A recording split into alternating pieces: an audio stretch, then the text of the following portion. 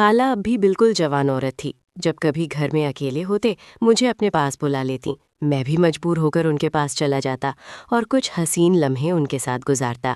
خالہ کے ساتھ رہتے ہوئے کافی عرصہ گزر چکا تھا، اس لیے وہ مجھ سے ذرا بھی پردہ نہیں کرتی تھیں۔ ایک دن خالہ گھر پر تنہا تھیں، انہوں نے مجھے اپنے قریب کیا اور اچانک چوم لیا۔ میری خالہ بہت خوبصورت تھیں، ایسا لگتا ہی نہ تھا کہ شادی شدہ ہیں۔ اس وقت میں خالو نعیم کے گھر میں رہنے آیا تھا، کیونکہ امی ابو دونوں سعودیہ جا رہے تھے۔ روانگی سے پہلے چونکہ خالو ابو سے ملنے آئے تو انہوں نے کہا کہ آصف کو ہمارے گھر چھوڑ جائیں۔ ابو نے کافی منع کیا کہ آصف بڑا ہو گیا ہے، اپنا خیال رکھ سکتا ہے، مگر وہ نہ مانے۔ انہوں نے ابو کو راضی کر لیا اور میری دلی خواہش پوری ہو گئی۔ خالہ ضمیرہ کی شادی میرے خالو سے کوئی 12 سال پہلے ہوئی تھی، اس وقت میں 8 سال کا تھا۔ خالہ کو دیکھ کر بہت اچھا لگتا، کیونکہ وہ نہ صرف خوبصورت تھیں بلکہ دھیمے لہجے، دلکش رنگت اور خوبصورت جسم کی مالک تھیں۔ خالہ اور خالہ کی جوڑی مثالی تھی۔ شادی کے بعد خالہ کا بدن اور بھی کشش انگیز ہو گیا تھا۔ صورت تو پہلے ہی لاجواب تھی، مگر اب جسم کا ہر حصہ نگاہوں کو کھینچتا تھا۔ جب خالہ گھر کی صفائی کر رہی تھیں اور میں ٹی وی دیکھ رہا تھا تو انہوں نے پوچھا، آصف بیٹا آج کالج نہیں جانا؟ بیٹا کہنے پر دل میں کچھ برا لگا۔ میں نے کہا نہیں خالہ، سیمسٹر ختم ہو گیا ہے، آدھے مہینے کی چھٹیاں ہیں۔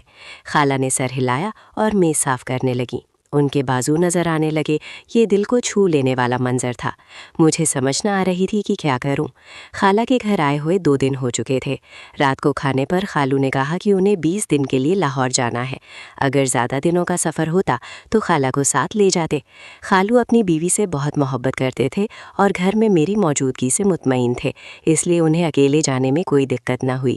میں نے خالہ کی عادات کو غور سے دیکھا۔ وہ چائے کا استعمال زیادہ کرتی تھیں اور کھلے دودھ کی چائے بناتی تھیں، جبکہ میں پیکنگ والے دودھ کی چائے پینے کا عادی تھا۔ اگلے دن میں گیم کھیل رہا تھا۔ ہیڈ فون لگا ہونے کی وجہ سے پتہ نہ چلا کہ خالہ میرے پاس آ کر بیٹھ گئیں اور مجھے دیکھنے لگیں۔ میں اور میرے دوست گیم میں غالم غلوچ کر رہے تھے۔ خالہ حیران اور پریشان تھیں کیونکہ وہ سب سن رہی تھیں۔ انہوں نے مجھے آواز دی، مگر میوزک کی وجہ سے میں نے نہ سنی۔ خالہ کافی دیر تک میری بیہودہ باتیں سنتی رہیں، پھر اٹھ کر کمرے میں چلی گئیں۔ شام کو میں دوستوں سے ملنے جانے لگا۔ خالہ کو بتانے ان کے کمرے میں گیا۔ میرے ذہن میں کچھ خاص نہ تھا، پھر واپس آ کر بیڈ پر لیٹ گیا۔ تھوڑی دیر بعد کہا، چائے پینی ہے؟ خالہ آپ بنا دیں گی؟ خالہ مسکراتے ہوئے بولی، کیوں نہیں میرے بچے، 2 منٹ میں فریش ہو کر بنا دیتی ہوں۔ وہ باتھ روم چلی گئی اور میں کچن میں بیٹھ کر لان اور پھولوں کو دیکھنے لگا۔ ایک پھول پسند آیا، میں نے قریب جا کر اسے توڑ لیا۔ خالہ نے آواز دی، میں نے کہا باہر ہوں۔ وہ 2 کپ چائے لے کر آئیں، ایک مجھے دیا، دوسرا اپنے لیے رکھ لیا۔ میں نے وہ پھول خالہ کی طرف بڑھا دیا۔ خالہ نے مسکراتے ہوئے پھول لے لیا اور شکریہ میرے بچے کہا۔ میرے سارے ارمانوں پر پانی پھیر گیا۔ میں نے کہا، خالہ گھر میں رہ کر بور ہو گیا ہوں، آج باہر گھومنے چلیں؟ خالہ بولی، نہیں آصف، میں جہاں بھی جاتی ہوں خالو کے ساتھ جاتی ہوں، ان کے بغیر کہیں نہیں جاتی۔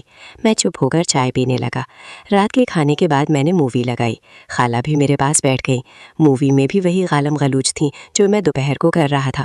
خالہ بولی، اچھا یہ سب تم نے یہاں سے سیکھا ہے؟ بیٹا یہ بہت بری بات ہے، تم بہت بیہودہ زبان استعمال کرتے ہو۔ میں شرم سے جھک گیا۔ خالہ نے کہا، میں تیری امی سے کہوں گی کہ تجھ پر نظر رکھیں، تم ہاتھ سے نکلتے جا رہے ہو۔ میں نے کہا، معاف کر دے خالہ، غلطی ہو گئی، مگر کیا کروں، سب لڑکے ایسے ہی بولتے ہیں، مجھے بھی جواب دینا پڑتا ہے۔ خالہ ہنس پڑی، ڈراؤ مت، کسی سے نہیں کہوں گی، مجھے پتا ہے تم لڑکوں کی باتیں۔ اچھا کوئی اچھی مووی لگاؤ، یہ کیا فضول ہے؟ میں نے پوچھا، کون سی لگاؤں؟ انہوں نے کہا، کوئی انڈین مووی۔ میں نے لگا دی۔ خالہ مووی دیکھ رہی تھیں، میں چوری سے ان کے چہرے کو دیکھ رہا تھا۔ خالہ نے ایک ٹانگ دوسری پر رکھی، صوفے سے ٹیک لگا کر آرام سے بیٹھ گئی۔ میں نے بھی وہی پوزیشن اختیار کی۔ خالہ نے میری نقل کو محسوس کیا اور ہلکی سی مسکرا دی۔ میں بھی صوفے کے دوسری طرف تھا۔ خالہ نے اپنی پوزیشن درست کی، میں نے بھی سیدھا ہو کر بیٹھا۔ خالہ ہنس پڑی، آصف میری نقل اتار رہے ہو؟ میں نے سر ہلایا۔ انہوں نے بناوٹی غصہ دکھاتے ہوئے کہا، مجھے تنگ کرنا چاہتے ہو؟ میں نے لاپرواہی سے کہا، ہاں تھوڑا سا اور۔ خالہ پھر ہنسی، کیوں؟ میں نے کہا، اتنے دن ہو گئے ہیں نا، کسی نے ڈانٹا نہ جتایا، اور اوپر سے آپ بھی بہت بور عورت ہے۔ ان کے ماتھے پر بل پڑے، क्या मैं वाकई बोर हूँ? मैंने कहा पता नहीं मेरा क्या बनेगा अकेले रह रहकर। खाला मुस्कुराते हुए बोली, तुझे मार खानी है। वो मुझे शरारती बच्चा समझ रही थी और ये मेरे फ़ायदे में था। ऐसी ही बातों में खाला मुझसे करीब हो गई। रात 10 बजे खालू का फ़ोन आया तो वो कमरे में चली गई। मैंने थोड़ी देर मूवी देखी, फिर टीवी बंद करके अपने कमरे जाने लगा। तब खाला के कमरे से उनकी आवाज़ आई, सच में आपको बहुत मिस कर रही हूँ। खालू ने कहा, मुझे भी। नहीं मालूम आपके बगैर कैसे गुजरेगा। खाला के जवाब ने मेरे दिल की घंटियां बजा दी। सुबह मैं जल्दी उठ गया, किचन में कोई ना था। खाला का दरवाज़ा बंद था, वो सो रही थी। मैंने चाय बनाई, अंडा फ्राई किया और ब्रेड गर्म करके नाश्ता करने बैठ गया। थोड़ी देर में खाला का दरवाज़ा खोला।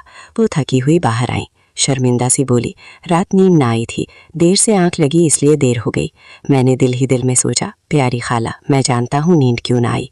फिर मुस्कुराते हुए कहा, कोई बात नहीं खाला, आज आपका नाश्ता मैं बनाता हूँ। खाला बोली, वाह, भांजे के हाथ का नाश्ता। मैंने कहा, आप तैयार हो जाए, मैं बनाता हूँ। खाला ने सर हिलाया और कमरे की तरफ चली। मैंने पूछा, नाश्ते में क्या पसंद करेंगी? वो हंसी, अरे आसिफ, इंसान बन जाओ, मैं पहले ही शर्मिंदा हूँ, मुझे और शर्मिंदा मत करो। मैंने सर झुका लिया। जब मैं किचन में काम कर रहा था, खाला कुर्सी पर बैठी मुझे देखती रही। नाश्ता तैयार हुआ तो मैंने मेज़ पर रख दिया। खाला मेरी शरारतों को प्यार से देखती रही। जब मैं सीधा हुआ तो खाला ने मेरे सर पर हाथ फेरा और मेरे बाल बिखेर दिए। फिर कहा, बहुत अक्लमंद हो तुम, मैं समझती थी तुम भी आम लड़कों की तरह आवारा हो। मैंने उनका हाथ पकड़ते हुए कहा, अरे मेरा स्टाइल ख़राब कर दिया, मुश्किल से बनाया था। खाला ने मेरे गाल पर प्यार से थपकी दी। कुछ ख़राब नहीं हुआ, अब चुप करके बैठो और नाश्ता करो। खाला ने नाश्ता किया और कहा, आसिफ बहुत शुक्रिया, नाश्ता बहुत मज़ेदार था। चलो हम आज से पक्की दोस्ती कर लेते हैं। मैं तुम्हारी वजह से काफ़ी अरसे बाद हंसी हूँ।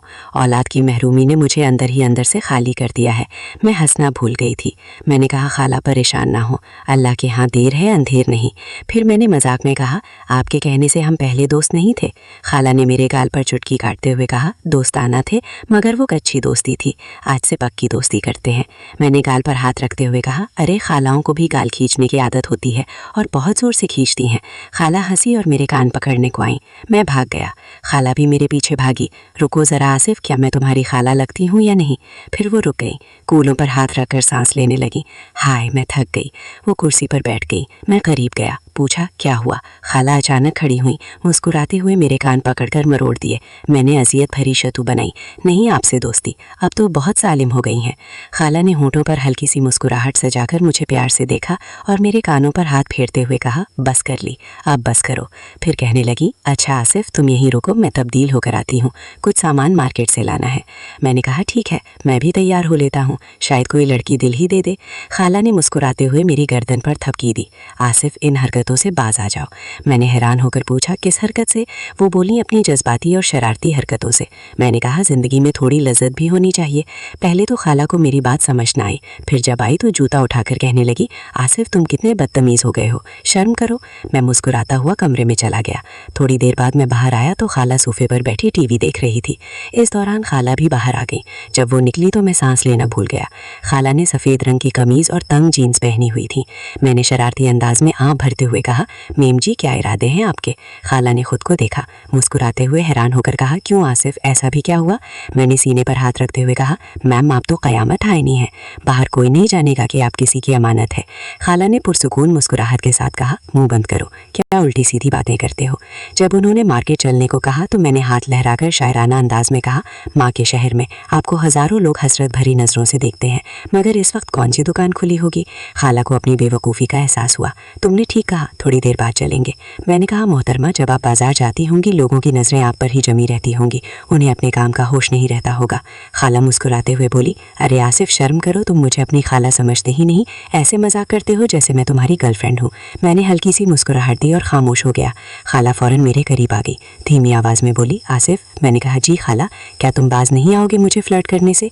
मैंने नज़र नीचे किए बगैर कहा, इतनी खूबसूरत औरत से कौन फ्लर्ट नहीं करना चाहेगा। खाला मुस्कुराई, तौबा है यार। थोड़ी खामोशी के बाद खाला मेरे करीब हुई, बोली, क्या सच में तुम्हारी कोई गर्लफ्रेंड नहीं है? मैंने उनकी तरफ देखा, कोई आप जैसी खूबसूरत मिली ही नहीं, वरना लाइफ पार्टनर बना लेता। खाला के होठों पर मुस्कुराहट खिली, ओ आसिफ, मैं तुम्हें इतनी अच्छी लगती हूँ? मैंने सर झुकाकर धीमी आवाज़ में कहा, आपकी सोच से भी ज़्यादा। खाला हंस पड़ी, तुम बाज नहीं आने वाले। खाला ने कहा, आसिफ, दूध ख़त्म हो गया है। मैंने सर हिलाया और दूध लेने चला गया। वापस आकर दूध फ्रिज में रखा और खाला को बताने उनके कमरे में गया। जब कमरे का मंजर देखा तो मेरे जिस्म में करंट तोड़ गया। खाला गुस्ल करके निकल रही थी और ये वक्त किसी क़यामत से कम न था। मेरे जिस्म के रोंगटे खड़े हो गए। मैं डर के मारे पलटने ही वाला था कि खाला ने आवाज़ दी, आसिफ ले आए। खाला की आवाज़ में थोड़ी बेकरारी थी। मैंने शर्माते हुए जवाब दिया, जी हाँ। खाला ने कदम बढ़ाए, करीब आई और मेरी थोड़ी पकड़कर झटका दिया। क्या हुआ? मैंने नज़र चुराते हुए कहा, कुछ नहीं खाला। खाला ने मेरी आंखों में देखते हुए कहा, आसिफ ये जो मैं तुम्हारे सामने इस तरह आई हूँ मुझे अच्छा लगा है। मैंने फिर सर झुका लिया। अगर आपको लग रहा है कि मैं आपकी तरफ मुतवज्जे हो रहा हूँ तो आप गलतफहमी है। मैं मानता हूँ कि आपका खूबसूरत जिस्म हर किसी को अपनी तरफ खींच सकता है, मगर सिर्फ आर्जी तौर पर।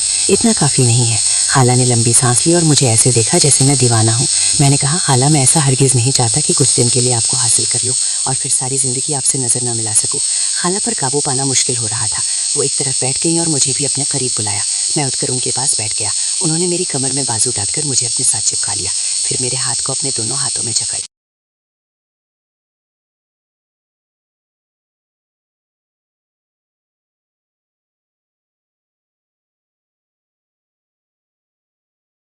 शौहर के इंतकाल के बाद 16 साला दीवर को अपना छोटा बच्चा समझकर उसे अपने साथ बिस्तर पर सलाने लगी। कुछ दिनों तक मैं हाथ पांव जोड़कर गुजारा करती रही, लेकिन एक रात जब मैंने खुद को सूते हुए देखा तो मेरी आंखें खुली की खुली रह गईं। मेरा नाम बशरी है और कुछ दिन पहले मेरे शौहर इस दुनिया से रुखसत हो गए। मेरे घर में न कोई सास थी और न ही नंद। शौहर का इस दुनिया में वाहिद खूनी रिश्ता यही था। छोटा भाई मैसून था, जिसकी उम्र सिर्फ 16 साल थी। मैंने मैसून को हमेशा अपने बच्चे की तरह समझा था, लेकिन मैसून मुस्तकबिल में सब कुछ तबाह कर देगा, ये मैंने कभी सोचा भी नहीं था। मेरा दीवर मैसून मेरी शादी के दिन बहुत खुश था और कह रहा था कि उसे एक नई माँ मिल गई है। लेकिन मेरी माँ हमेशा मुझे समझाती थी, बेटा तेरा दीवर तेरे लिए मुहर्रम नहीं है, इससे फासला रखो। कल को जब वो बड़ा होगा तो तुम पर पर्दा लाजिम होगा। अभी से उसे आदत डाल लो कि वो तेरे कमरे में बगैर इजाज़त ना आए। इन बातों को सुनकर मुझे अक्सर लगता था कि वो मैसून के बारे में बहुत ज़्यादा सोचती हैं और इन बातों पर मुझे गुस्सा भी आता था। लेकिन आज मैं बिल्कुल बेसहारा हो चुकी थी। मेरे शौहर ये दुनिया से चले गए थे। मेरी आंखों से आंसू बह रहे थे। मैंने कभी सोचा भी न था कि मेरा शौहर मुझे अपने 16 साला भाई के हवाले छोड़कर चला जाएगा। रात के 12 बज चुके थे और मैसून अभी तक घर वापस नहीं आया था। शायद वो अपने भाई के रिश्तेदारों के साथ मसरूफ़ था। मैंने ये सोचकर खुद को मुतमईन कर लिया कि अगर वो घर नहीं आएगा तो शायद मैं खुद को ज़्यादा महफूज महसूस करूंगी। मुझे बार बार माँ की बातें याद आ रही थीं। अचानक दरवाजे पर दस्तक हुई। मेरे दिल में एक अनजान खौफ सा होने लगा। बाहर से मैसून की आवाज़ आई, भाभी दरवाज़ा खोलो। मैं हूं। मैं हचकचाते हुए दरवाज़ा खोला। आज मुझे घर सुनसान और खाली सा लग रहा था, जैसे मैं किसी जंगल में खड़ी हूं। मैसन मुझे एक छोटे से भेड़िए की माँ लगने लगा। पता नहीं क्यों मैं उसके बारे में इतना सोचने लगी थी। उसने कहा, भाभी आपने खाना खाया? वो मेरी मासूमियत को देखते हुए पूछा और एक हाथ में थैला पकड़े था जिसमें चावल थे। उसने प्लेट में चावल निकाले और मेरे सामने रख दिए। फिर बोला, भाभी मुझे खाना पकाना नहीं आता तो मैंने आपके लिए बाहर से ले आया हूं। आप यूं भूखी ना रहें। मैं अपने भाई के बाद अपनी माँ को खोना नहीं चाहती थी। उसकी आंखों में आंसू थे। वो मुझे माँ कह रहा था, लेकिन माँ की बातें बार बार मेरे जहन में घूम रही थीं। मैसवान ने कहा, भाभी आप फिक्र मत करें, मैं आपका सहारा बनूंगा। प्लीज़ आप उस घर से मत जाएं। इसकी बातें बहुत जज्बाती थीं, लेकिन मेरे जहन में बेशुमार खदशात उठ रहे थे। फिर उसने कहा, भाभी आप इस कमरे में सो जाएं। दूसरा कमरा सीढ़ियों के करीब है और मुझे लगता है कि आपको वहां नहीं सोना चाहिए। अब गांव में सबको पता चल गया है कि भाभी का शौहर फौत हो गया है और कोई भी नेक नीति से हमारे घर आ सकता है। मुझे हैरत हुई कि इतनी छोटी उम्र में मेज़बान ऐसी बातें कर रहा है, लेकिन इस वक्त उसकी बात ठीक लगी। मैं उसकी ख्वाहिश के मुताबिक उसके कमरे में चली गई। हालांकि उससे पहले वो मेरे शौहर के कमरे में रहता था, इसलिए सब कुछ मेरे लिए नया और अजीब था। जैसे ही मैं कमरे में दाखिल हुई, अचानक मेरी नज़र एक चीज़ पर पड़ी जिसने मेरे कदम जमा दिए। जाहिर है मेज़बान 16 साल का बच्चा ही लगता था। लेकिन मेरी माँ की बातें सच साबित हो रही थीं, क्योंकि जो कुछ सामने था वो किसी बड़े और समझदार शख्स की हरकत लग रही थी। कमरे के अंदर मेज़बान के हाथों मेरी कीमती ज़ेवरात देखकर मेरा दिल ज़ोर ज़ोर से धड़कने लगा। मैंने ये ज़ेवरात एहतियात से ताले में बंद कर रखे थे, लेकिन ये सब चीज़ें मैसवन तक कैसे पहुंच गईं? ये सब मेरे लिए बहुत हैरानकुन और झंझलाहट पैदा करने वाला था। मैंने दिल में सोचा कि सुबह होते ही इस बारे में मैसून से पूछूंगी, लेकिन इस वक्त मुझे बहुत नींद आ रही थी। मैंने दरवाज़ा अंदर से लॉक कर लिया और सोने की तैयारी करने लगी। पता नहीं क्यों मुझे बहुत ज़्यादा नींद आ रही थी। हालांकि पिछले 2 दिन से मुझे इतनी नींद नहीं आई थी, लेकिन आज मुझे ऐसा लग रहा था जैसे खाए हुए चावलों की वजह से हूँ। मेरी आंखों पर नींद छा गई थी। मैंने दिल में सोचा कि चावल खाने से नींद तो नहीं आएगी, लेकिन सोचने का मौका ही नहीं मिला। जब मेरी आंख खुली तो सुबह के 10 बज रहे थे। मैं हैरान रह गई कि आज मुझे इतनी नींद कैसे आ गई। हालांकि 2 दिन से मुझे बिल्कुल नींद नहीं आ रही थी, लेकिन आज चावल खाने के बाद मेरी आंखें ऐसे बंद हो गईं जैसे किसी ने शराब पिला दी हो। मैं हैरान हो रही थी कि ऐसा होना चाहिए नहीं था। फिर बार बार यही ख्याल आ रहा था कि कहीं मून के लाए हुए चावल खाकर मैं बेहोश तो नहीं हो गई। फिर मैंने दिल में सोचा कि आखिर मून ऐसा क्यों करता है? उसे क्या ज़रूरत थी ऐसा करने की? जब मैं आंखें मिलाकर कमरे से बाहर निकली तो मैंने मैसून को किचन में चाय बनाते देखा। उसे देखकर मुझे बहुत बुरा लगा। उसने पूछा, भाभी, क्या आप रात को जल्दी सो गई थीं? आपको अच्छी नींद आई थी ना? मैंने तेज जवाब दिया, हाँ, आज मुझे बहुत ज़्यादा नींद आई थी। वो फौरन बोला, तो क्यों नहीं आए? मैंने आपके चावलों में नींद वाली गोली मिला दी थी। मैंने अपने दोस्त को बताया कि मेरी भाभी को नींद नहीं आती, तो उसने कहा कि तुम उनके खाने में नींद की गोलियां मिला दिया करो, इससे वो आराम करेगी, वो सो जाएगी। मैं हैरान रह गई कि मेवान इतनी बड़ी हरकत कैसे कर सकता है। मैंने सख्ती से कहा, मैं बर्दाश्त नहीं कर सकती। तुम ऐसा कैसे सोच भी सकते हो? तुम अपनी भाभी को बेहोश करना चाहते थे। वो फौरन बोला, नहीं भाभी, मैं तो आपको अच्छी नींद देना चाहता था। देखें, आप ताज़ा दम लग रही हैं। ये लो, चाय पी लो। इसने चाय मेरे सामने रखी तो मैं शक में पड़ गई। मैंने कहा, तुमने उसमें भी कुछ मिला दिया है क्या? वो फौरन बोला, अल्लाह की कसम नहीं भाभी, मैंने तो आपकी अच्छी नींद के लिए गोलियां डाल दी थीं। भाभी, अगर आप कहीं तो यह चाय मैं खुद तुम्हारे सामने पी लेता हूँ, बल्कि हम दोनों आधा आधा पी लेते हैं। फिर मैसून ने उसी कप से चाय पीकर मुझे दिखाया तो मैं यकीन कर बैठी।